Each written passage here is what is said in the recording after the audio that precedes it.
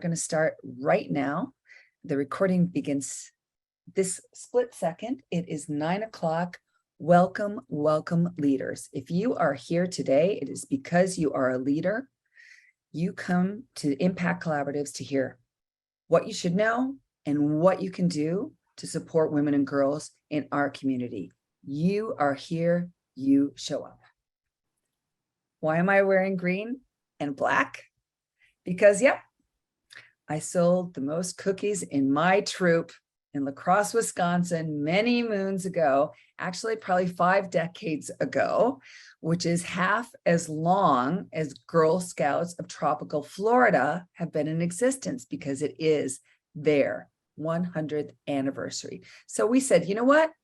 We're turning our Impact Collaborative, instead of bold and gold and black and gold, we are turning ourselves green in honor of you, Cammie, and all of the other amazing Girl Scouts. And I know a lot of you were Girl Scouts in the audience as well. So thank you for all of your leadership. And, you know, I know you're serving 3,000 girls and 2,000 adult volunteers in every zip code here. And we're really, really proud to be working more and more closely together. If there's one thing you didn't know about, you might not have known about the Women's Fund, is we're only about collaboration. It's always about stronger together. We work to leverage resources on behalf of women and girls in our community. And that means working with organizations like the Girl Scouts. So please, everybody, do what Stephanie just did. Please have an active chat. This is all about you. Cammie, let's welcome all of our board members. We have current board members here. We have past board members. Our founder, Marilyn Gladstone, sends her warmest and best. She's actually on another activist call at this time. We have said that we've got a candidate for judge, Alicia Priovalos, here with us. We also have Judge Carol Kelly, who's on the bench joining us today.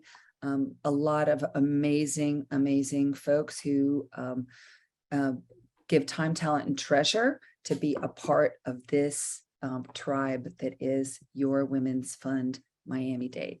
So on we go, Cammie. We want to tell people that our programs at the Women's Fund in our current iteration, 2022, we have 4 core programs. We have these Impact Collaboratives. We have an amazing public awareness campaigns that many of you have seen, right? We've returned to grant making, which I'll talk about a little bit more later. And we have a 4th amazing, powerful program. Our program now includes data-informed advocacy. We have a gender equity dashboard based on all 4 of our pillars. And our pillars, as you know, include health and well-being, leadership, economic mobility, and today, focusing with these amazing panelists, our focus is on leadership. So please do go click on our website, look at the dashboard, and you'll see information, the first iteration of our leadership data. New updates soon to come will include information on girls' educational attainment on both the high school and bachelor degree levels. And we're adding to that all the time. So please keep on visiting the Gender Equity Dashboard. It covers your Miami-Dade County.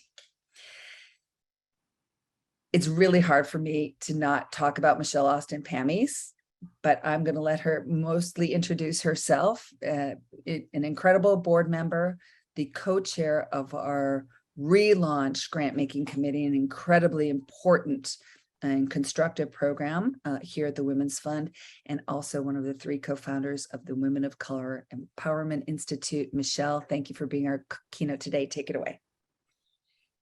Good morning to everyone. And Maria, thank you.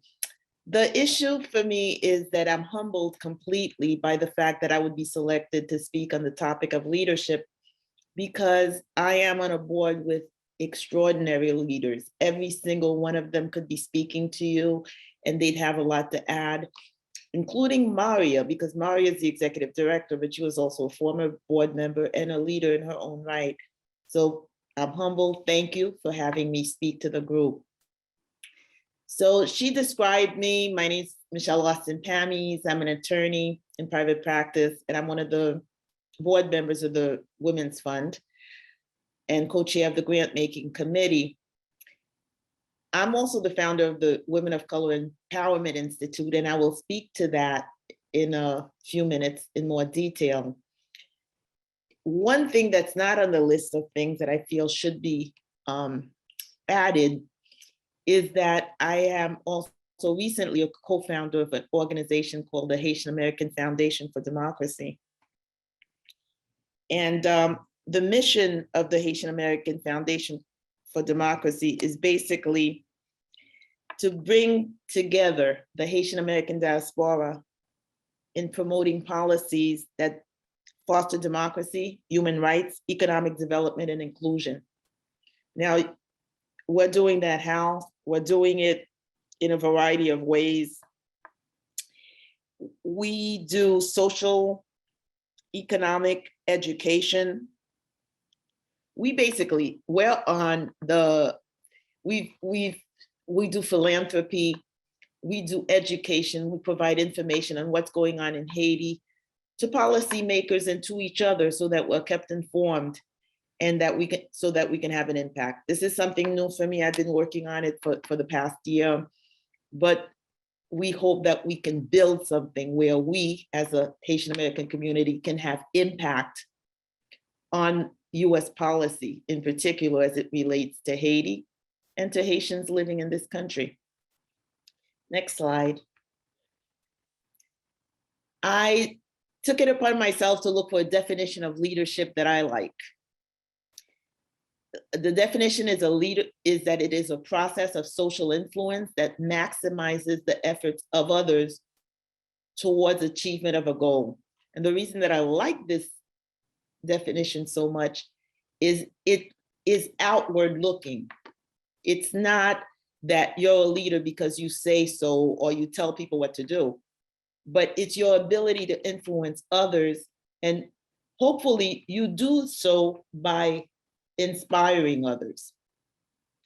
And when the others are activated, then you could really get to the goal that you wish to reach. Next slide. I also selected some quotes from some women of color.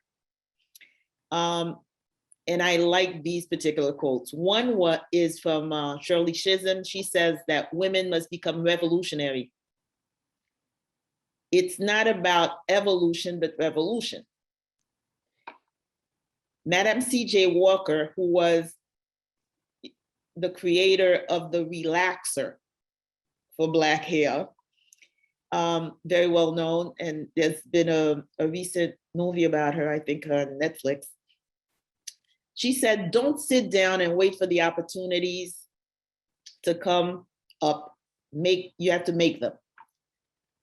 I'm sure you're going to be able to see that as we have a lot of young leaders who will be speaking to us today who decided that they're not going to wait, they're going to act. Angela Davis also said, I'm no longer accepting the things I cannot change. I'm changing the things that I cannot accept. You have to make a move. You have to decide some things cannot be left alone. And you as an individual must have the courage to stand up and have impact. Next slide. I'm giving you a little bit of background about how underrepresented Black women are in senior leadership with this slide. The source of it is the Lean In organization. It's really about leadership in corporate America, but it's consistent in this country in all sectors. So I'll share. So Black women representation in leadership versus their representation in the total population. So Black women make up 7.4% of the US population, and their representation in leadership is 1.6%. White men make up 35% of the US population, but they're outperforming in representation, 57% in leadership. When it comes to the C-suite, the corporate C-suite, the very top of corporate America, Black women are at 1.4%. Remember, they're 7.4% of the population. And white men are actually even further outperforming. They're at 68% of the C-suite. So this is just, when you're looking at problem solving, I figure you should look at the problem. So this is a problem. So what do we do about it? Next slide. So what's happening with the problem is that Black women are less likely to get the support and access they need to advance. So it's not by accident that they're underrepresented. They face more day-to-day discrimination at work. Black women remain highly ambitious, though, in spite of the obstacles they face. So if they have these obstacles and they remain ambitious, what can one do, really, to try to get them to reach their ambitions? Next slide. So what we decided as a group of three, my law partner, Bernadette Norris Weeks, myself, and Kathy Eggleston, was we wanted to provide support to women of color outside the workplace. So if you're not getting the support you need within it, maybe you can get bolstered somehow outside of it. You may not be able to get the leadership development and mentorship that you need in the workplace. So we thought we would try to see how you can get leadership development and mentorship outside of it. Also, achieving leadership in the workplace tends to have a lot to do with your network. And it would be great if you had a network within your profession, within the corporate environment, where you are. But if not, you could have a network of women of color where you know these other women, and they may provide you with opportunities. Because when you look at the picture, you say, it looks good for women of color because you have like Kamala Harris as vice president. But the numbers show us that that's not the case. On the other hand, there are many women of color doing extraordinary things, that 1.7%. And meeting them, engaging with them can provide opportunities to you. Let's go to the next slide.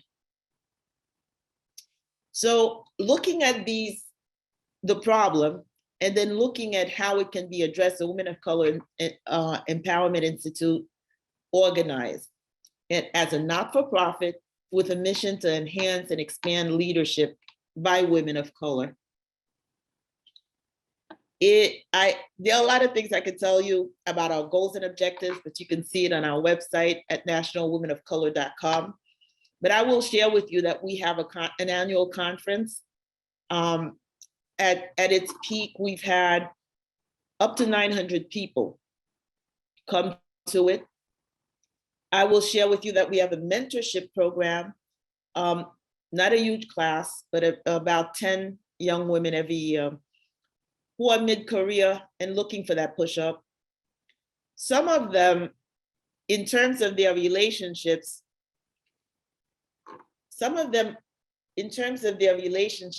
that they've built by coming to the conferences, coming to our periodic speaker engagements. We have a lot of different activities throughout the year. We call them advocates for change, people who come and speak to the group to inspire again. What happens is that through all of that, they've met, they've engaged, and some of them have done pretty interesting things. Some of them have gone on to run for office and win. Some of them have engaged with each other and formed businesses. Some of them have been able to secure job referrals. This is the goal.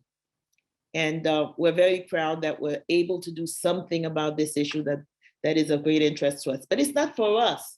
It's not for the Women of Color Empowerment Institute to do. This is an issue for women, and this is an issue for all of you, whatever your social context. Let's say you can do something about it. You can push forward other women. You can bring them to the table to try to advance them. listen, we're attacking what we can within our space, but we believe firmly that this is an issue for women and we need to just do what we can to help each other, or else we're going to stay back. As you know, right now, they're pushing us back even further, with the potential that in some places, women will not be able to decide what they're going to do about their bodies or with their bodies. Next slide. So I really think that the whole issue of women in leadership is that there's a process to it. You look at it and you realize that we have a lack of it, and then you identify a need. You say, then the need must, if we can't get these women to be leaders, there must be a reason, because they have all this potential and this ambition. You look deeper into it and you find, what is the problem and how can I bring even a little bit of the solution and be a part of the solution? So at the end of the day, we can say that leadership is really about being the leader you want to see, not about, telling people what to do or hoping for change, but making change happen. That's it. That's all I have to say. And on to the next leader for now, and on to the next leader, because you'll be so impressed with the women coming today. We'll ask you to join the Q&A later, so don't go away, Michelle. Okay. So many of you have been here before. Really special welcome to first timers. This is authentic. This is real. We're not going to be boring here today. That includes the chat. Please participate in the chat. Share what you want other people to know. Connect with one another. And we use the polls also to connect. So we're going to have our first poll, and we've got, we're always doing new things. So for the first time, we're asking for some demographics about age and ethnicity. This is not because we're just trying to learn more and see how we can reach people the best. So if you can participate in the poll and feel comfortable, please do. Also, please put your questions in the Q&A. If you put them here in the chat, I'll probably find them, but it's easier if they're in the Q&A, and we'll get to those at the end. And then please do our exit survey afterwards. We are serious about, we're trying to learn as much about our colleagues, our tribe, our troop. Let's call it today. Today, we're all a troop of people who care about women and girls. And so please do use all of those different means of communication to let us know what you're thinking and how we can keep iterating. We want to keep alive and going. So now I'm going to go on and ask the impossible task of each of our panelists today to introduce themselves in 2 minutes or less. And the only way you can do that is introducing yourself in context of today's Be the Leader You Want to See theme. So please take it away. Hi, everyone. My name is Gianna Hutton. I'm an 18-year-old climate justice organizer based in Miami. So for the past 3 years, I've been working climate advocacy, so pushing the needle on climate justice and getting elected officials to actually make a difference, and in climate education, so launching the leadership of new young leaders to join the climate movement through education and literacy, so giving them those skills that they need. And so I primarily work with the Clio Institute as a Gen Clio strategist. So the Clio Institute, if you don't know what it is already, you should. It's an amazing organization.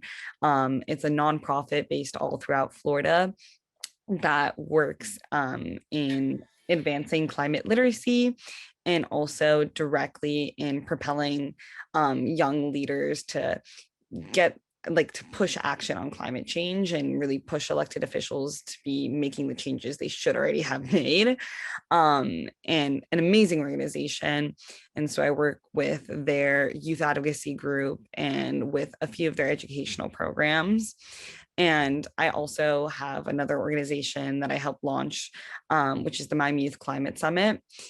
which is a one-day event that a team of youth from 11 schools last year, public and private schools across Miami-Dade County, organize each year. And we are trying to create an event, a one-day event where students can soak up all this knowledge from leaders in the community working in climate change or working in climate justice across different subjects, be that art, science, etc. So they could really be inspired to make a difference through that education. So really providing that with them with that critical knowledge. And I've worked many other like groups to help really advance those two fields of climate education and climate action. But just to keep it short and sweet, that's really how I would encompass my work in climate advocacy, and really, really excited to be here today and honored to be among such an amazing panel and amazing group of people. Inspiring to have you here, Gianna. Very inspiring. And speaking of inspired, Cami, please tell your stories. Hi, everyone. My name is Cami Bumpers. I'm currently a student at The Ohio State University, but I was born and raised in Miami, Florida. And one of the reasons why I was chosen to be here today is because I was a Girl Scout of Girl Scouts of Tropical Florida for 13 years. And I'm currently a lifetime member as of 2 years. So I'm very excited to be here today, not just representing Tropical Florida, but also representing my Go to Work project and what I did through Girl Scouts. So for those of you guys who don't know, your Go to Work project is the highest award you can achieve as a Girl Scout. So for my project, I wanted to do something that not just impacted myself and my community, but that could reach a broader scale. So I decided to look around me and see what was a major issue happening that wasn't necessarily being addressed. And what I found was that a lot of people in my community don't know how to swim. And as I kept looking into it, I found out that drowning rates in my community were extremely high. 64% of African American children don't know how to swim. And so I wanted to see what I can do to help fix that. And so I decided to make a water safety video series. It has 3 parts. It talks about beach safety, pool safety, your community pool and backyard pools. I also talked about around the house safety. So a lot of reasons why young toddlers drown is because parents aren't aware of the many ways a toddler can drown. They can drown in sinks, they can drown in toilets, they can drown in bathtubs, they can drown in buckets. And so I wanted to make an educational video that talked about, that made parents more aware of the things that they should be looking for, as well as stuff as pool parties, having a designated adult to just watch the water. And so that was my project. I self-produced it myself during 2020. So it was very challenging, but I made it happen. And I'm so proud to be here representing Girl Scouts. And I'm happy that the Women's Fund chose me to be here today. So thank you so much. We're proud of you too. We are proud of you too. And we are proud of Olivia, who I met with some of my other board members. I think Dr. Teva, who's our board member or board vice chair, I think that was the first day. I think we were at the same county commission meeting when we met Olivia, if my memory serves me. And now Olivia's supporting us as a hardworking intern, but she's got stories of her own. Olivia, please introduce yourself. 2 minutes or less. Good morning. Thank you. Yes. So my name is Olivia Martin Johnson. I'm 18. And I'm the founder and editor-in-chief of Feminism Explained. So sitting in my 9th grade biology class, I heard a kid say that feminism was unnecessary because men and women were already equal. And this shocked me. And I thought, how could this be possible? If only a few months ago, I opened my laptop to a ton of reports and issues, one being that Princeton was underpaying female professors and had to compensate them over $1 million. So although I was shocked with this comment, I credit it for inspiring me to educate the public on this necessity of feminism.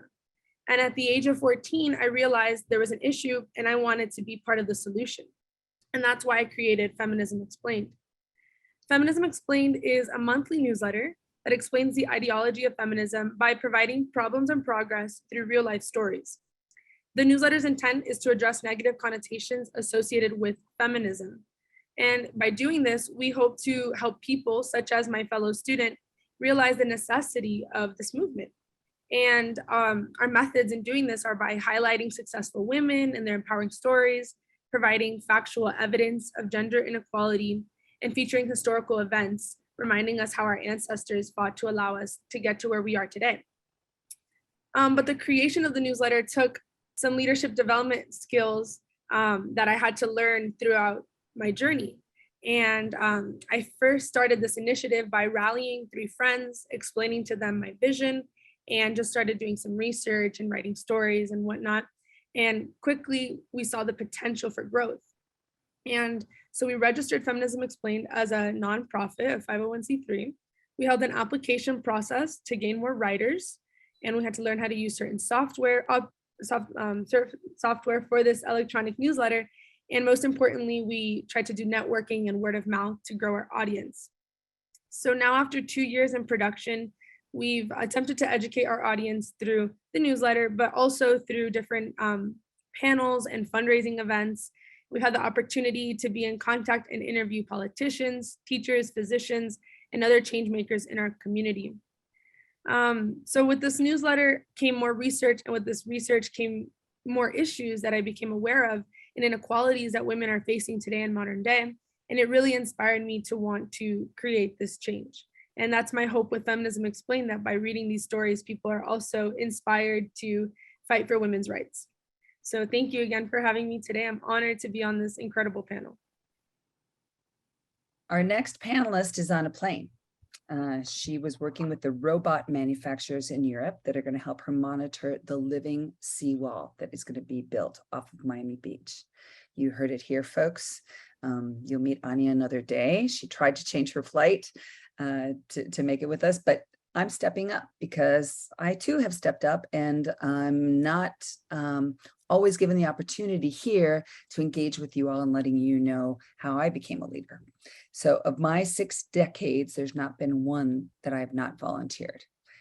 Not just scouting, but working with kids who ended up having some kind of a developmental disability, but not even diagnosed. They were so young in first decades, and I've gotten a lot of training. So luckily I was able to speak in front of my state Senate when I was in high school in Wisconsin.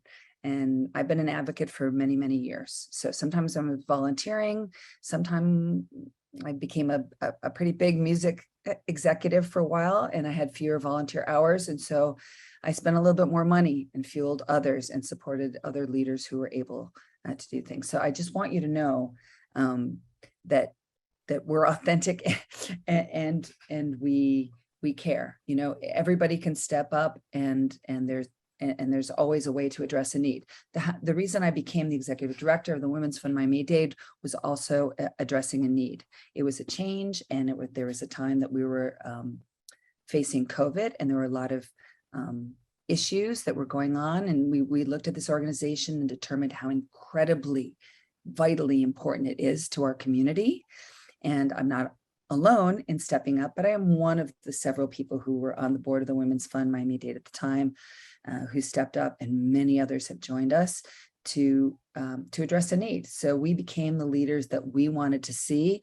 And I never say I'm proud of myself, but I'm going to say it for the first time. I'm really proud that we all did what we have done. And that is why I am participating in the panel today. And that's a different introduction to Maria. And I'm going to join you for the rest of it. But now we're going to go back, and we're going to ask Gianna to lead and tell us what you're seeing. What's the situation? What do we need to know, Gianna? Okay, definitely for me, I see like 3 critical issues if I would have to like identify key issues with challenges, at least I would say, with women in leadership. First, most key to like my story was representation. So I sat with climate literacy for a little bit. When I was in 10th grade, was the first time I was exposed to education on climate change. I took an AP course that only 2% of my school took. So this is the very, very small percentage of my school that's actually getting educated on climate science. I decided to take that course, and I was completely like dumbfounded by all of this information about how Miami was so vulnerable to climate change, and how this was an issue so critical to us. We are ground zero for climate change. And I just sat with this knowledge so just like riddled by fear, and I didn't know what to do. And I really wanted to make a difference in my community, but at the same time, I hadn't seen anyone else do it, so I didn't know how to. And I was in a student council meeting, and one of my soon-to-be mentors and amazing friends, Nicole Gazzo, who works with the Clio Institute as well, stood up and she started talking about how there was going to be an international climate strike in September of that year of 2019, and how she wanted to engage people in the organization of it. And she just spoke with such passion, and that like inspiration just like soothed off her voice, and like everyone was encaptured. And I wanted to know how to do that. So I went up to her really, really scared. She's a senior, I'm a sophomore in high school. There's quite a difference when you're 15 and someone's 18 and you're just getting to like know yourself. And I was absolutely terrified, but that was so critical in my journey to becoming a climate justice organizer, because I then joined the Clio Institute, which is a woman-led nonprofit, and having that support that shows you it's okay to use your voice. It's okay to like go to council meetings and demand politicians do the work that they should already be doing to secure your future is so critical. And that was a really big stepping stone on my like journey to becoming a climate activist. And so I think definitely having that youth representation and that female representation out there is so key to creating new young leaders, and reaching out. And I also really do think the definition of leadership is something that really gets misinterpreted at times. So I'm 18, I'm really young. And when I grew up, I really didn't see leadership as working in the work I do now, if that makes sense. When we talk about leadership growing up, I feel like we talk about it as an individual who has the most skills in this set or most qualifications over years in X team and gets like a promotion and leads a team. And I really disagree completely with that definition. I think leadership should really not be confused with management. And leadership is really, like Michelle said, about creating vision and inspiring others to achieve that vision. And young people can be leaders too. Young people can advance change too. And I think if we stick with this managerial definition of leadership, it really does close off this skill we should be creating in youth from when they are younger, so that we can grow the opportunity for women to really advance in all these respective fields. And so I really think we need to start working as just a community to start like really changing that key definition of leadership. And I also think we really, at times, at least for me, I was a super perfectionist growing up. I was always like thinking you have to know everything. And I heard this quote from Nadella, who is a leader in Microsoft, who sought to change Microsoft from a know-it-all organization to a learn-it-all organization. And I think that's really key when you talk about leadership as well. And asking questions instead of making statements, I think really does create leadership. And that was something really important for me, like learning how to ask the questions that are important to make a change that you want to make. And I think that also really does go into it. And I think the final, challenge with leadership that I see is like this devaluing of empathy and emotional intelligence. I'm someone who is innately empathetic. That's what got me into organizing. And like, I've been volunteering at an animal shelter since I was 12. I was so excited. And that's something that is so precious, being empathetic, being someone who cares to make a difference. And I think as a society, at times that is shoved down. I've gone to meetings, commission meetings, and been told you're too young to be in this space. You don't have the qualifications to be here. And that is so disencouraging. That is so disencouraging to be telling a constituent who's only trying to make a community better, which is what a politician should seek to do, that you're too empathetic and you care too much about your community and you should not be in that space. No, it's ridiculous. And I think we should really start valuing that empathy and valuing and try to form that emotional intelligence from the get-go in youth and encourage them that. And those three areas are really, really important and critical to me when we look at women in leadership. Well, vote somebody else in. I started with vote them out, but no, let's vote somebody else in. Gianna, I just learned so much. Thank you. Thank you. Cammie, let me learn from you. Take it away. So before I start, I just want everyone to kind of visualize South Florida. So we have lakes, right? We have canals. Most people have swimming pools in their backyards. We have the beaches. We are constantly surrounded by water, but a majority of our population cannot swim. And that's a major issue.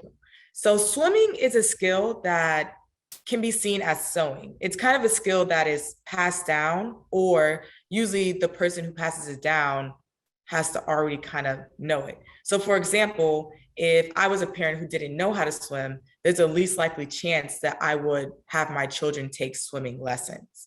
So another issue that I was trying to target with my project was creating a new generation of swimmers that would pass it down. So what I did is I also, as I talked about my project, I found people who wanted to donate to my project, and they wanted to help me get my community to learn how to swim. So we ended up we raised enough money for 100 people to learn how to swim. And what I'm hoping is that they take that skill and they pass it on to their children. Also, for right now, a lot of people learn how to swim vaguely. And so they think they know how to swim. So there's a test called water competency. And it's basically a test to see if you actually know how to swim. 88% of people who think they know how to swim cannot pass the water competency test. So it's basically a test where you jump into a pool and you have to swim 20 feet, turn in a circle, turn back around, and then get out of the pool without using a ladder. Most people would fail that test. So a lot of parents who think they know how to swim and think they can save their children if they were in a drowning situation cannot. And so we also encourage the parents that they take swimming lessons, or they do a few lessons so that they can be secure in their swimming ability. On the other fact is that minority communities do not have as much access to swimming lessons because they may be expensive, because they don't have access to a community pool. So with my project, I wanted to make it more accessible to these communities to have free lessons so that they don't have to worry about anything. And also reaching out to these communities and also teaching water safety in general, because it's not just people who have pools in their backyard who should be talked to about water safety. Water safety is everywhere. It's in our tubs, it's in our kitchens, it's in our schools, it's in our churches. What if there's a fountain at your church? A kid can fall into that fountain. It's at our malls, right? We have fountains and we have bodies of water all around us in South Florida. So with my project, I really wanted to target how do we reach these communities, and then how do we get them to swim? My project, there was different outlets I could have went with it, but specifically for my Go to Work project, I wanted to have something sustainable that would be there forever. So that's why I started to create water safety videos. I already had a background in video production. So I was like, okay, how can I use all these editing and all these skills that I have and bring it into a project? So I posted my videos on YouTube, and I also shared them with various organizations such as Girl Scouts, the Children's Trust, and Jack and Jill, who target youth. And with these videos, I wrote the scripts, I sourced out the speakers, I did the research, I became a Red Cross Water Safety Ambassador. I want to make sure that I myself was just as educated as I'm hoping that the people I'm teaching will be. So when I was creating these videos, I want to think about, as broad as South Florida is and as broad as the body of waters around us are, what are the 3 main targets that I can hit? And so that's why I decided on home safety, which is in your house, what can happen, right? I want to talk about pool safety because a lot of stories about drownings happen at pool parties or in pools. And so I want to talk about being a supervisor. And then the last one, I want to talk about beach safety. A lot of people just go to the beach kind of just, oh, we're going to the beach. It's going to be a fun day. And I want to talk about the flags, recognizing the flags, talking about rip currents, and talking about what age should you just let your children just be free in the water. So yeah, that was my project. That's awesome. And in the last round, we'll ask you for your calls to action for everybody on that. Olivia, please, what are you seeing? What's the situation? What do we need to know? Okay, well, some issues that women are facing in leadership. I have 3 examples, 2 more macro problems and 1 that's more specific to me. So the 2 more macro problems are women in business positions and women in politics. And then a more honed in issue would be what comes about because of age, like Gianna sort of mentioned. So while the world is evolving today, women are still lagging behind when it comes to business leadership roles. We see that in CEO roles of Fortune 500 companies, only 26 are run by women, making up 5% of those companies. And it doesn't really change much once you get to Fortune 1000 companies because we stay at that 5.4%. So out of 1,000 of these most successful companies, only 5% are run by women. So from these stats, we can see that one of the biggest challenges that women are facing is equality in the workplace, a lot of times with underlying biases. Camila, if you could change the slide, sorry.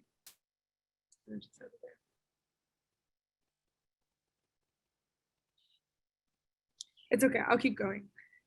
It's pretty much the statistics that I was gonna show. But another, like I said, the other issue that we're seeing is leadership in politics.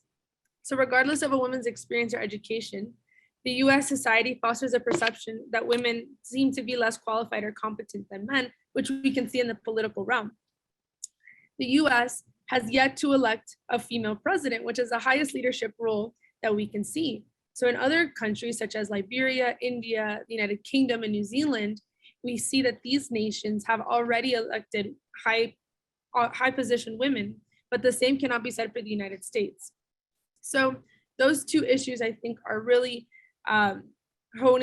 issues that we can all see and understand. But on a more micro level, when people ask me about a challenge that I've had to endure with Feminism Explained or different political opportunities that I've had the chance to be a part of, I always say lack of respect or acknowledgement based on age, which Gianna sort of brought up as she was disregarded in a meeting because of her age.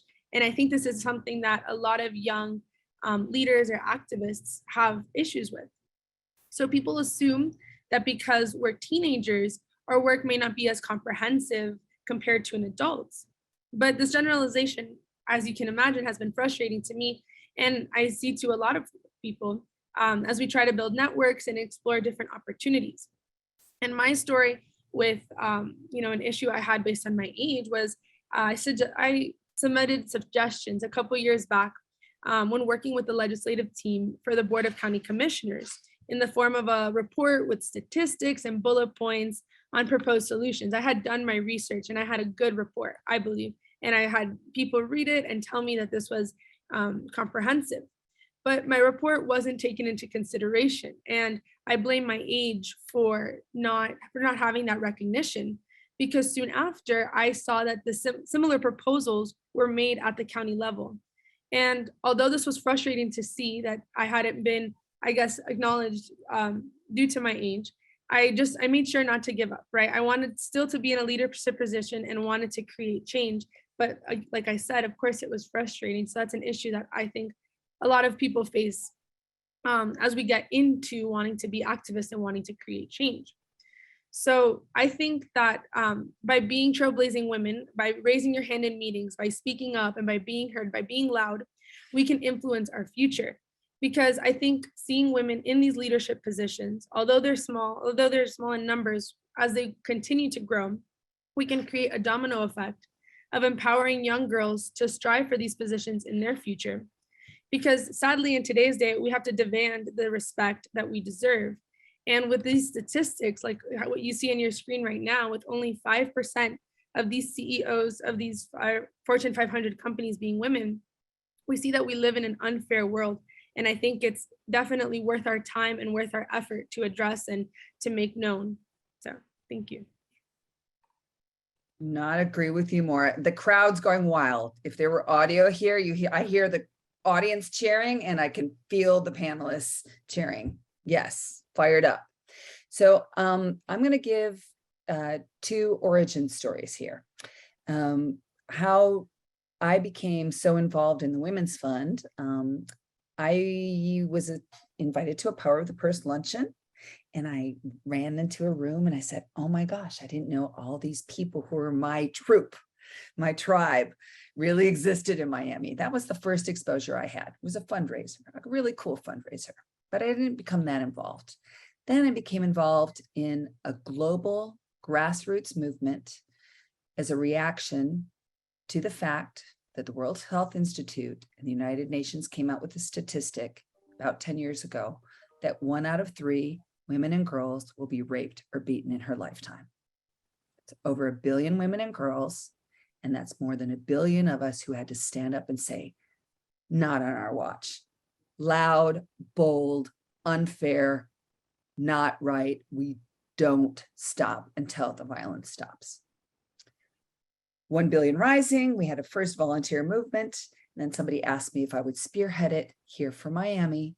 I gathered all these amazing other folks who had risen with us, people from Lotus House, people from Jewish Community Services, people from the Coordinated Victims Assistance Center. There were about 50 people around a table, and we whiteboarded what was going on in Miami, what did we need to know, and what could we do. After those 4 hours, I can't remember who said it first, but somebody at that table said, Maria needs to keep on going because I've gotten more done here in 4 hours than I've gotten done in the last year.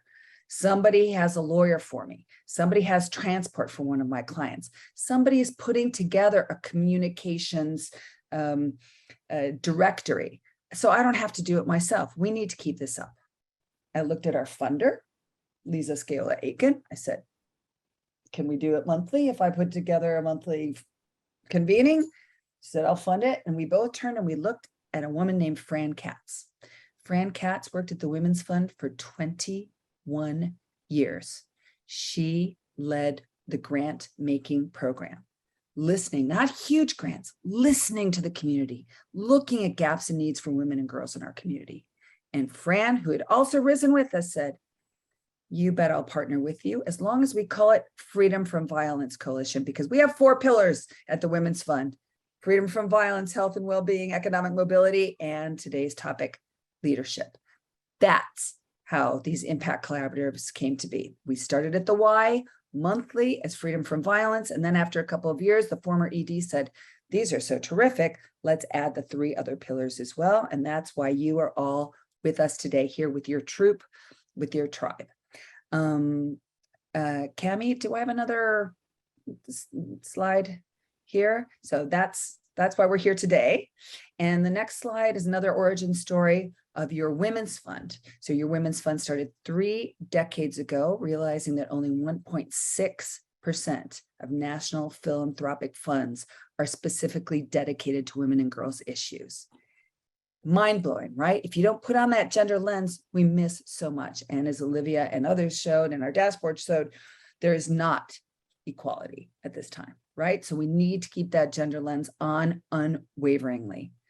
3 decades ago, we started with 5 $1,000 grants. And we mentioned here, Ellen Cohen's here. Evelyn Cohen had everything to do with that first initial funding. Doesn't sound like a lot, but boy, it made a difference. And many organizations that run this town for women and girls today, critical services that would not be here if people like all of us didn't pay attention, like Lotus House, got their first ever grant from this, your very self-same Women's Fund Miami-Dade.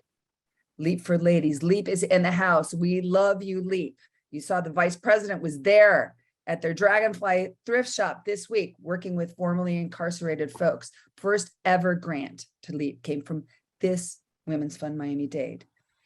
Urgent Inc., Not only do they have incredible after school and creative programs, but the leaders and the founder said, Maria, I'm a leader now and I'm the village elder, but before, nobody was really paying attention to me. I didn't know that I could go up and be a leader and ask. And Urgent Inc. does incredible work. That started working with the Haitian community and the feminine community at first, now working with all kinds of immigrants. First ever grant from this Women's Fund. Casa Valentina, working with girls who were, literally given a birthday cake and a garbage bag with their goods in it on their 18th birthday in the old days when they graduated out of foster care. Their first grant from Casa Valentina came from the Women's Fund, and we were their fiscal sponsors as well. And Educate Tomorrow, who helps now foster kids get through college. Virginia Emmons says, Maria, we couldn't get arrested. We had a great idea. We saw a gap in need. Nobody was helping those foster kids who are college age navigate and get through college. Now they have a $3.5 million budget annually, but they couldn't get their second funding until they got their first funding, which was a stamp of approval from your Women's Fund. It wasn't a lot of money, but we focus on women and girls and we have cred. So those are our origin stories. Those are things you need to know. And now for our final round with each panelist, 3 minutes or less. I know it's tough. Gianna, calls to action. What can we do? And everybody in the audience, please participate in the poll. And you don't have to talk about Anya because she didn't show up. Just pretend that's me. Go ahead, please, Gianna. Thank you. I think for calls to action, something critical from, I think, a youth perspective would be to continue trying to include youth in every space you can. In respective movement. I mean, we have everything from feminism to water safety education on the panel here. And you can see that such amazing innovation and progress propelled by youth. We have a voice, and if you help us learn how to use it, we can be incredibly effective in helping create change in our community together. And just really being also, we're all like, most of the audience is, I can assume, like in a woman or an ally of women. Continue being an example for us. Like I said, representation was so critical in my personal journey, and being someone who I can look up to is so critical continuing to this day. I love mentorship. I love being able to meet people and take inspiration from them and learn from them and work with them. I'm still young, and I know I have ways to go in my leadership. It's a skill that I'm continuing. I don't think I'll ever stop building. So continue being the example to set. And you're making such a difference just in itself doing that. And I think that's really key, and really just, providing that example and working in what you're passionate in respectively makes such a difference. And let me know how I can help. Honestly, like, I would love to get involved. If you have, tell me how I could be an ally continuously. Like, Michelle, I'm listening, and I took notes from your presentation. Like, I'm always looking for ways to continue to become an ally, and I think more people like adopt that mindset. And just being open to growth, to learning and change. Fantastic. Cami, calls to action. What can we do? So first, I would just like to say, the solution to being a leader is to just be a leader, to just start. A lot of people are scared that it's going to be too hard. But what I've learned in my journey is that there are multiple people who want to support you along your way. And so just starting whatever passion project you have and following through, you can get really far. So anybody out there who has anything that they're looking at or they see an issue, I advise you to just act on it, and you will find your support system along the way. Solutions for my drowning project, I would like to say implementing swimming programs in public schools. I think it should be a requirement for Miami-Dade County that everyone learns how to swim before they graduate. I think that would drastically reduce drowning rates, not just for young children, but for all of our youth and all of our community. I think it will also put it on a wider scale and a wider notice of how important it is to know how to swim. Other solutions is just you yourself. I would say go get in a pool right now or tip your toe in the water and see if you remember how to swim if you haven't swum in a few years. And if you don't remember how to swim, I advise you to go get lessons. If you know anybody with children, I advise that you go encourage them to learn how to swim and go encourage them to teach their children how to swim. Being a leader can be in small scales as well. My project was big. I took a big approach on reaching this issue, but you can be a tiny leader. You can be a strong leader in yourself just by telling the person next to you, hey, do you know how to swim? Maybe you should go learn how to swim, because you never know when you're going to be in a situation where you have to help somebody, and having that skill will be really great. So those are my solutions. And if you have any questions, just feel free to ask. Awesome. Olivia. Okay, so solutions and calls to action. So the solution I used in my leadership was education. I don't know, Cami, if you could put the slide, that'd be great. Thank you. Okay, so I have a little 3-point list just to kind of keep myself organized. But the first one the one that I used mainly was education. When I saw that my peers didn't have the same education on such an important issue as women's rights as I did, I realized that before addressing these issues, one must know what the issues are. And so when I started to do more research, my desire to make a change to help women grew, because I saw that there were more issues that were not being addressed and that I didn't even know were occurring. So my hope with Feminism Explained, and the reason I really started it, is to have more people have that same desire that I got, to want to change for the better by addressing these issues that women are facing, by first learning about what the issues are and what we need to do to address them. So that's my hope for this mission of Feminism Explained and my organization, is to get people to want to change. And so that starts with education. But to create that change, one needs to be vocal, which is my second point. And this can be seen like through activism, which we see here with all our activists, how important it is to go out there and be part of that change. So someone advocates for something that they want changed, because activism stems from a problem, but a problem, we can see it as an opportunity to get that, to make that change. So students and adults alike that see an issue and know it should be fixed have the power to make a difference. It can be any of us that make that difference. So as someone who was politically active before I could vote, I needed to find other ways to contribute civically. And people in this situation still have opportunities to make changes. You can call local legislators and express your concern and talk with amongst your peers, family, and friends about issues that you're seeing.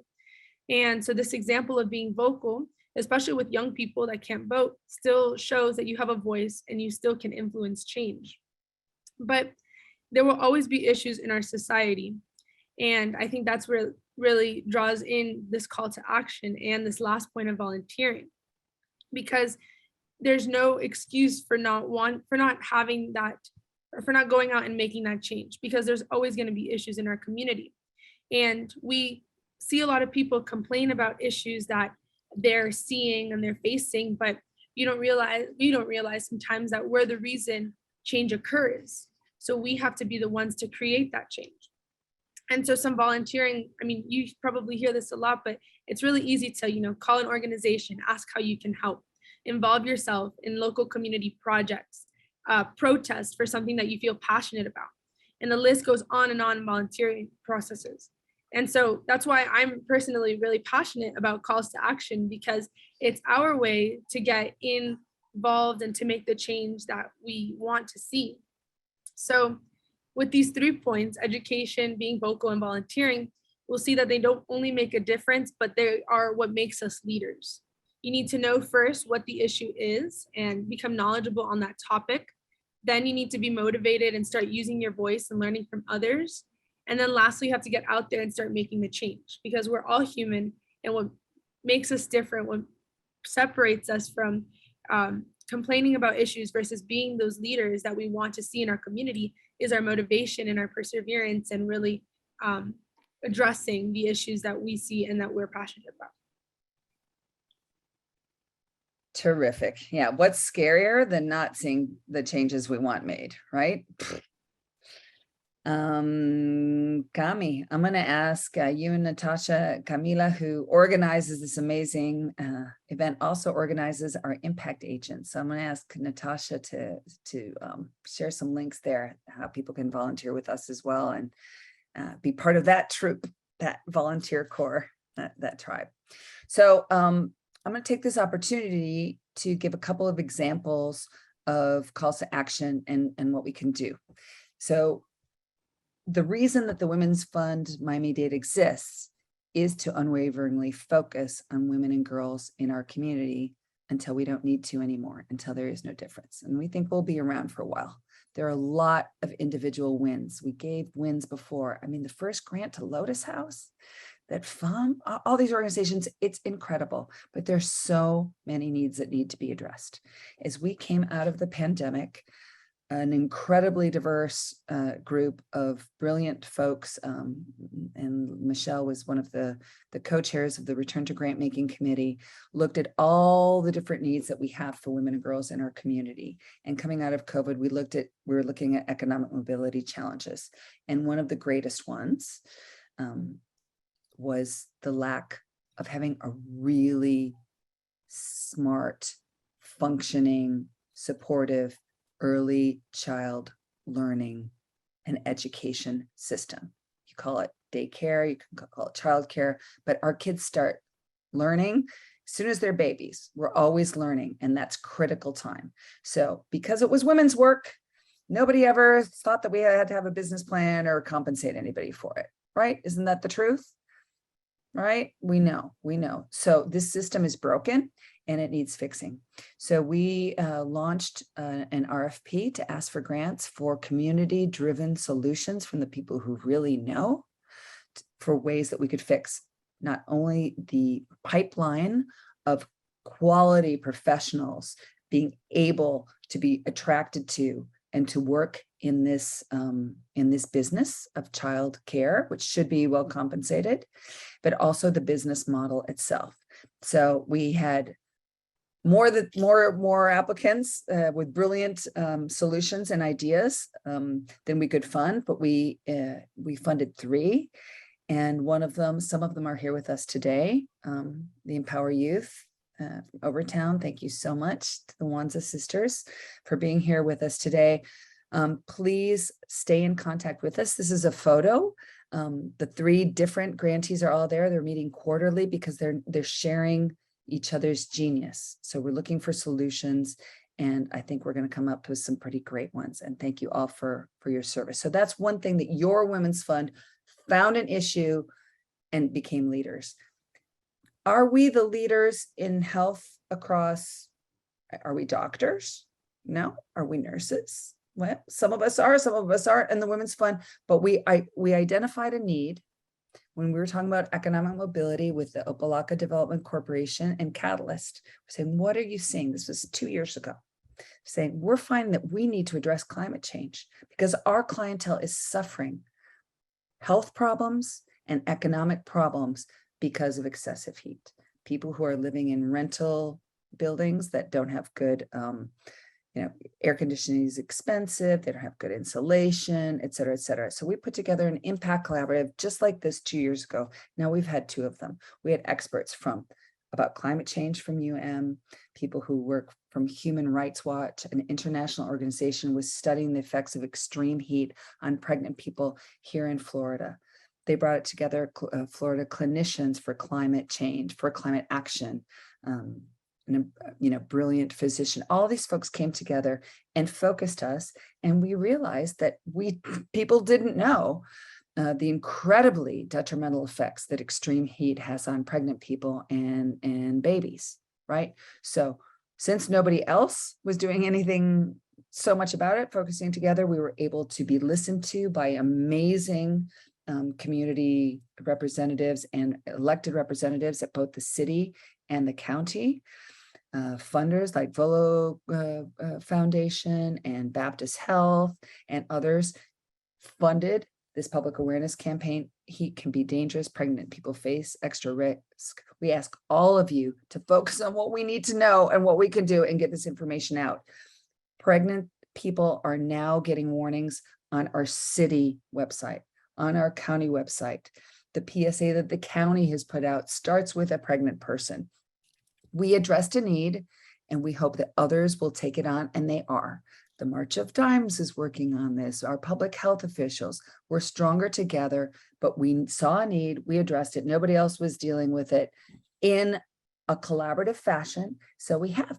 So please spread the word with us, and know that every time that you're participating with your Women's Fund Miami-Dade, you're working together with your troop to identify gaps and needs that affect women and girls in our community.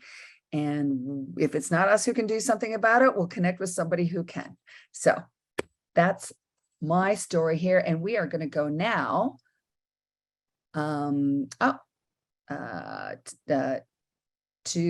the Q&A, but I will let you know that we're putting together another, it's not an impact collaborative, but together with the Y, with LEAP, with Overtown Youth Center, Honeyshine, we are putting together a collaborative and informative town hall with our county mayor, Daniela Levine Cava.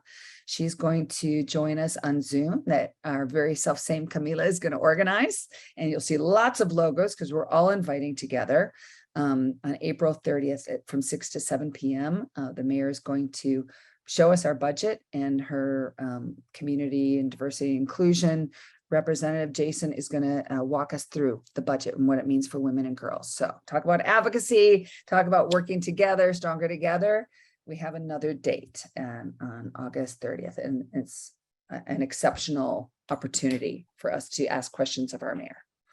So now, Kami, we're going to go to the Q&A, and we have the first question. As some of you put in, fill in the polls, I'm going to ask Carrie Roach had great question here and comment. Emotional intelligence development, lifelong learning, and inspiring vision and not managing it is the real leader in a community. Our best practices. I agree, Gianna, climate activist, strategist. Do you and those you work with have a mind, body, spiritual practice in balancing the stress involved in addressing the issues of the emergency climate crisis and trauma? Thank you for your leadership. I've learned so much from attending the Clio meeting. So this one is very specifically for you, Gianna. Take it away. And then Michelle, of course, you know you're joining our Q&A session, so questions will come to all of us here. Go ahead, Gianna. Thank you so much, Carrie. Definitely can agree with working in the climate crisis is both so rewarding and so stress-inducing, and it's like this tandem that I've had to try to deal with. And honestly, the best practice that I've found is reminding myself to go outside. I love outdoors. It's what got me into climate activism and climate justice. I actually got into the climate movement. If you want to go to the origins, it's because a bird pooped on my head when I was 4 years old. And my mom was trying to get me to stop crying. She told me it was my friend, and I named it Peter. And I thought every seagull that I saw was Peter. And so I would go every single weekend with my dad to look at the seagulls at Matheson Hammock Park. If you know Matheson Hammock Park, it's absolutely astounding. There's so many mangroves, so much wildlife. It's beautiful. And so going to those mangroves really fostered this love for the natural environment, for wildlife. And that's why I even started learning about conservation and taking courses like AP Environmental Science, which was what gave me climate literacy. And so reminding myself to take the time and space I need to decompress, because burnout is so real in the climate movement. You're dealing with a crisis where statistics only get worse and worse every single year about our future, and science is increasingly ignored. And it honestly can get very frustrating at times. So I take a lot of time just going outside, making sure that I'm trying to enjoy the work I'm also trying to do. So I'm trying to preserve the natural environment. I'm trying to preserve my future. I'm trying to help communities. So I make sure I volunteer in those same communities. I make sure I am going outside, enjoying the mangroves, learning about the natural environment. that I'm trying to protect at the same time. Recently, I got to go to Biscayne National Park with actually our Clio team, and I got to swim in mangroves, which was so special for me, like so absolutely special and precious. I literally cried. I was like, this is like my textbook, but brought to life. And it's just such an important reminder for me to reconnect with the space that I'm at the same time trying to preserve, and reconnect with the community I'm at the same time trying to preserve. So that's been really what I've sought to do, taking the time to not only work in the climate movement, but learn from the climate movement. And because there's so many beautiful people in the climate movement, it's such an interdisciplinary field. So taking the time to talk to the artists, to learn from the scientists, etc., and to really enjoy that space as well. I say that's been the best practice that balances both my love and my frustration. Terrific, terrific. Michelle, did you have, before we go to the next question, you've got to share for us? Yes, what I wanted to share after listening to all of these extraordinary young people is that we talked about emotional intelligence, and women have it, in pretty much women are empathetic. And I can't say all women have it, but it's something that we work on and we develop. The thing is, if you need support in anything, you need collaboration. When you think about it, if you're a young person presenting, and for some reason you need gravitas, get it, okay? You bring your own project, but then you bring a gray-haired person who they'd want to listen to just bolster your presentation. So all of us, that's what we do. It's a collaboration. The Women's Fund is a collaboration because every single board member belongs to a different social group, has been engaged in different types of activities, and they bring a wealth of knowledge. What the board members themselves. And then when you look at how Maria brings the community together for every single event, everything she's trying to accomplish. And I look at the Women of Color Empowerment Institute and I see what do we have? We have different women's groups, the Links Incorporated, the Deltas, the AKAs, everybody we can bring together to create this power that we need to have. And so the message for me is this: even if you have in you to lead, to step out, go outside the box and do something, you need to look around to see who you're going to bring along. And it could be an individual, it could be an organization, it could be many. The Haiti thing we're doing right now is we have a university in Haiti working with us. We have La Haitian Neighborhood Center working with us. We created something called Collaborative, the Haiti Collaborative, and we were able together to secure a Kellogg grant. So that's a message I wanted to share, is that the collaboration is key. That is so true. You've got me flashing all these amazing people. And I know so many of you in the audience, your names, talk about collaborators, incredible collaborators here. It's about getting the job done. Who's got this? We've got it together. Amazing. Thomas Johnson, thank you for, you also gave a really nice shout out to us, to the hosts and the panelists. So we thank you for being here. Awesome. A question for you, Olivia. Are you going to continue the wonderful newsletter, Feminism Explained, while you're in college? Congratulations on your incredible work. Yes, we will. Thank you. Thank you. Yes. Like we kind of heard in this, in the panel, collaboration, like Michelle and Maria have been stressing, is so key, and it's so important and vital. And I wouldn't be able to have sustained Feminism Explained for 2 years now if it wasn't for my incredible staff and all the support that we've had. So I do plan on continuing this work as far into the future as I can. I hope to make it my future. Because I just see it as such a critical and vital puzzle piece in trying to create equality. And I think, like I mentioned in the other questions. Without knowing the problem, we can't address the problem. So I want to educate as much people as I can about this issue. And to do that, I have to keep doing my Feminism Explained. So I definitely will be. But again, it's not possible without collaboration and help and work of everyone that contributes and supports the newsletter. So I'm forever grateful. And this is my passion. So I'm definitely not going to give it up. Have we listed the link to anybody? It's free to subscribe, right? Yes. I might have missed it in the chat, but if it hasn't, then please let people know how they can subscribe. There we go. And while I'm at subscriptions or resources, let me just make a quick note before I go to the next question, that this Impact Collaborative will be available on the Women's Fund Miami-Dade.org website, tonight or tomorrow, and all the past ones as well. And I know, that they're a little bit long, but when you're driving somewhere or you're chopping vegetables or whatever, you can go back and see repeats of topics that you're interested in, and you might want to refresh, you might want new inspiration. You're also invited to take bits and pieces and show it. So I know people, so there's some teachers here and there are people at universities, and there are, the Scout troops, if you're interested in showing the piece when Cami Bumpers is talking about her project, you're welcome to replay that.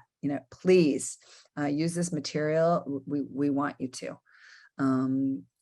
And I'm going to talk more about the website in a second, but first I'm going to go on to one of our incredible, the co-chair, our board member, Danielle Prendergast, is the co-chair of our Legislative and Advocacy Committee. So we have board members on our committees, but most of our committees also have members of the community. So it's another way that you can become involved with us. We talked about the impact agents, which is our brand new, we're just growing volunteer corps that Camila leads. Please join us. It's not overwhelming. We're just growing. Help us to build our volunteer corps.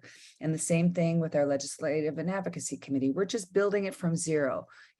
We're real. We're focusing especially on local issues. But we have two amazing co-chairs, and Daniela is one of them. And she asked the panelists, how do you stay positive and inspired in the face of daunting challenges, barriers, statistics, and more? Who wants to take that one? Cami, do you want to take it first? Okay, I'll go first. How I stayed positive. I feel like in general, I'm a very positive person. I believe if you put the energy out there in the atmosphere, it'll definitely come back to you. So how I stayed positive was basically just reminding myself what I'm doing and why I'm doing it, and the impact that I can have on people if I keep going. If you give up, you get nowhere. You didn't make any progress, anything. So I stayed positive by saying, like, even though I'm hitting a challenge right now, at the end, it's all going to make an impact on someone's life. Like, this is greater than me. So by just keep going and relying on your support system and on your passion for your project, you will get really far. Who else wants to take that one? Panelists. Olivia. Sure, I'll go for it. I completely agree. Seeing what you're doing and why you're doing it is so important. Knowing your why, knowing what it is that you're fighting for. I think a big part of staying positive is having hope for the future. So part of Feminism Explained is seeing the progress we've made over time, seeing women in the past who have fought to get us to where we are now. And those stories are extremely inspirational, and thinking that we can be those stories, we can be these women that continue to have this progress so that 20 years time, 30 years time, 100 years in the future, we'll have even more progress, and it'll be because of the work we're doing now. So I think that's what really inspires me to keep going, is knowing that there's still issues that need to be addressed. And if we don't address them, no one will. And I want to be able to participate in that solution building, because my inspiration for wanting to be in the field that I hope to be in and wanting to be successful is seeing these women that were able to make it despite the obstacles they faced. So I think just to keep going and just know that the grass is greener on the other side. So that's what keeps me going. It's the long game, right? Definitely. We're all in this for the long game. It's incredible to see all the muscle. Gianna, do you feel like you had already addressed this one, or did you want to add anything? I could add to it. I definitely would agree with leaning into your community. I kind of talked about that, but building on that, like really lean into your community. That's something that's brought me such like joy, you know what I mean?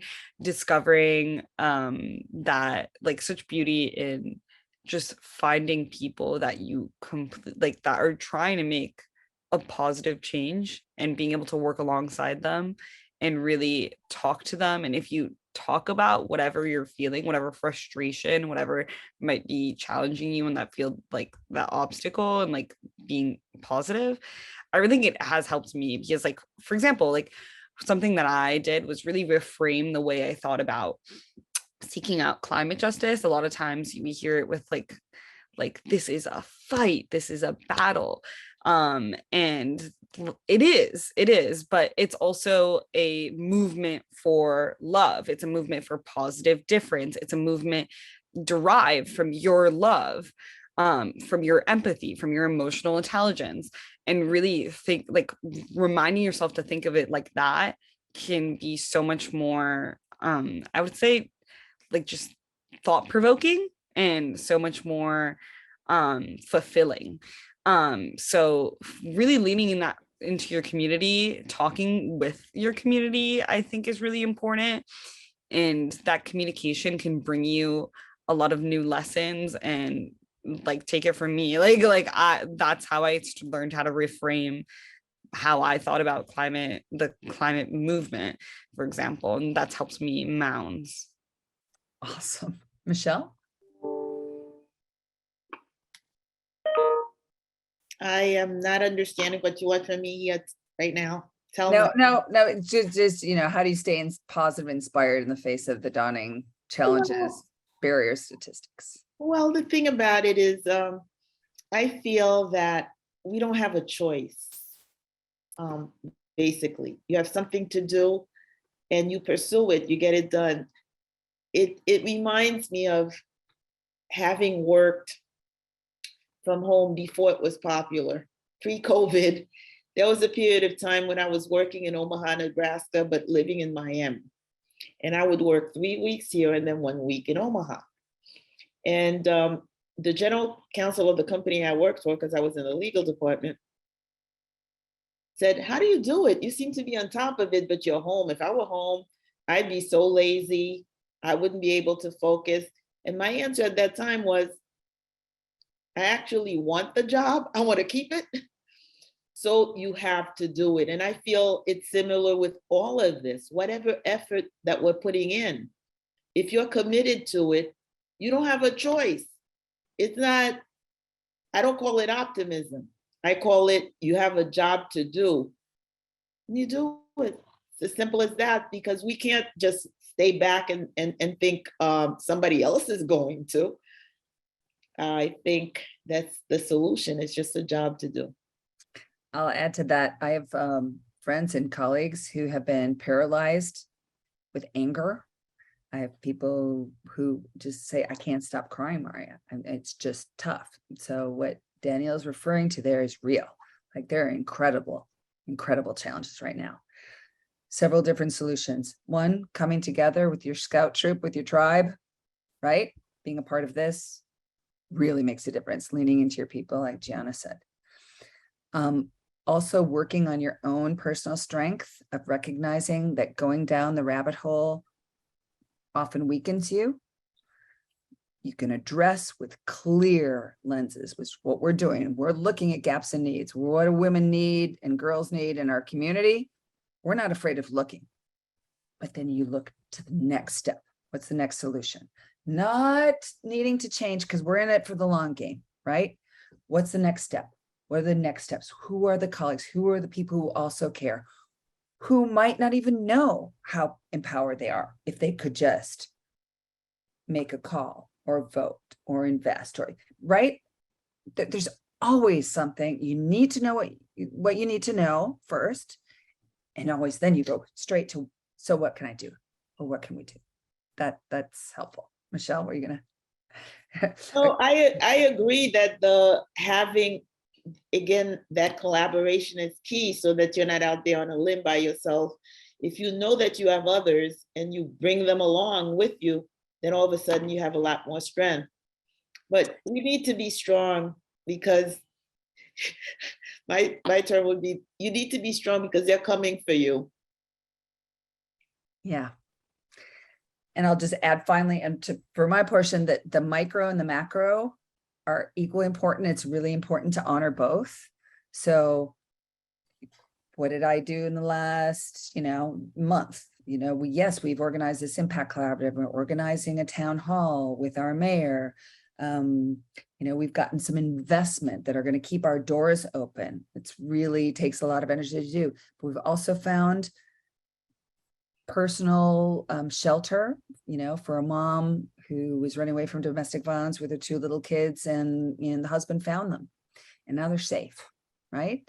And I got some incredible feedback, and I like with the folks at Leap for Ladies, I bought, a great gift at Leap for Ladies for somebody that I'm involved with. I mean, it's the big stuff and it's the little stuff.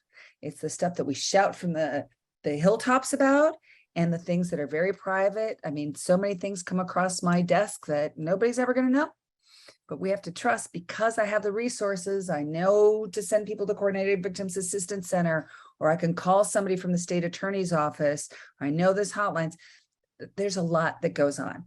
Why? Because we're literate, because we're savvy, and because we know we don't have to know everything, but as long as we're connected, we can find the people who can help and resource. So that's my comment. And I want to, as we're coming towards the close here, I get comments on the side from people. One thing that's really important for us all to remember is you don't have to be a founder.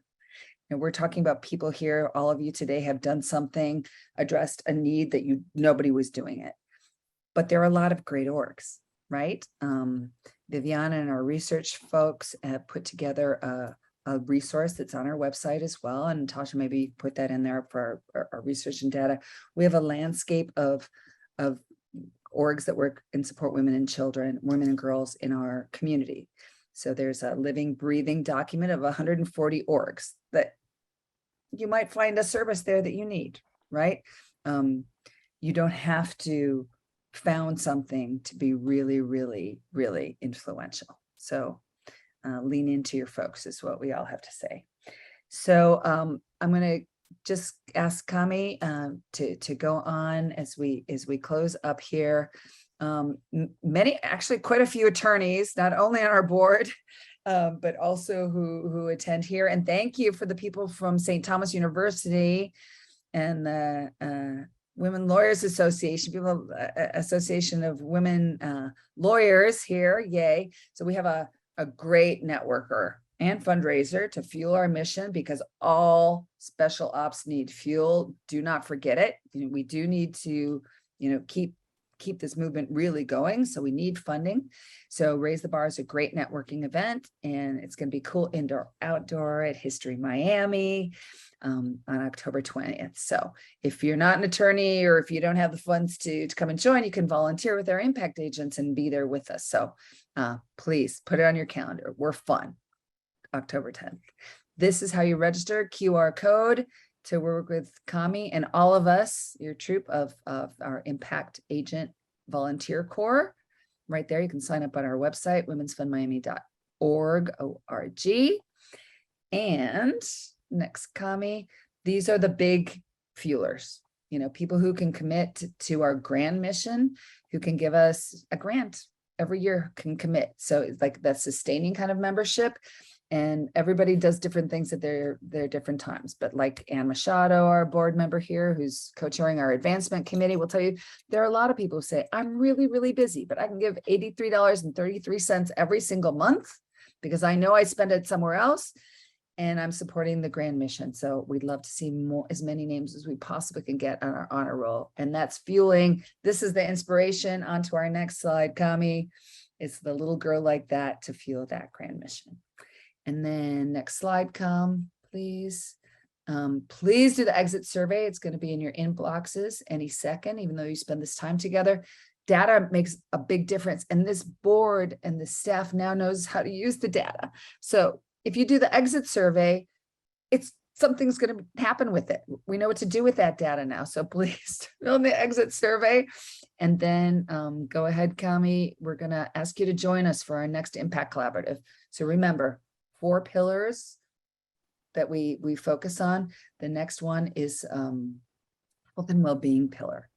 And we've got some incredible stats in this community. The statistics of Black maternal mortality and infant mortality are 10.8%, and it's only 3.1% for white women and 3.9 for Latina women.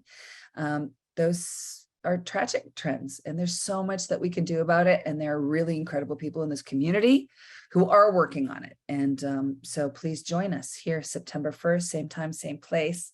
You're all leaders. Thank you for showing up. Thanks everybody in the audience. You're amazing. I'll see you all. And panelists, unmute yourselves. Thank you, thank you, thank you, thank you. I'm so juiced. Thank you, Thank you so Maria. much. Thank you. Thank you for having me. Cami, you've got a new home here. You got a new home here when you come back from college, and you know, we're virtual, Yes. so you can keep on joining us. I feel very welcomed. Yay, yay, Gianna, Olivia, thank you. Olivia, thank you for your internship as well. Sweat Love equity, doing this work. Michelle, and we've got more folks in there. Reshma, thank you for being here. Sam, Santana, our intern, the incredible machines here. All those board members, Joanne and everybody. Good morning. Thank you for being here.